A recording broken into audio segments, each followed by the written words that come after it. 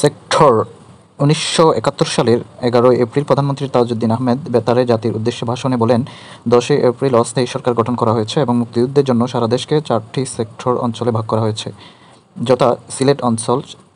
Sector কমান্ডারের নাম major K M Shafiullah. নিয়ন্ত্রণ এলাকা সিলেট, ব্রাহ্মণবাড়িয়া, ময়মনসিংহ এলাকা। চট্টগ্রাম অঞ্চল মেজর জিয়াউর রহমান, চট্টগ্রাম, পার্বত্য চট্টগ্রাম এলাকা। কুমিল্লা অঞ্চল মেজর খালেদ মোশাররফ, কুমিল্লা ও নোয়াখালী এলাকা। দক্ষিণ ও পশ্চিম অঞ্চল মেজর আবু উসমান চৌধুরী, কুষ্টিয়া ও যশোর এলাকা।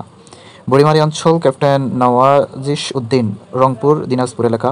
মেজর নাজমুল হক, রাজশাহী, পাবনা এলাকা। ক্যাপ্টেন জলিল, বরিশাল ও পটুয়াখালী এলাকা। ১১ এপ্রিল আরও ৩টি অঞ্চলে ভাগ করা হয়। এরপর মোট সেক্টর অঞ্চল হয় 60টি।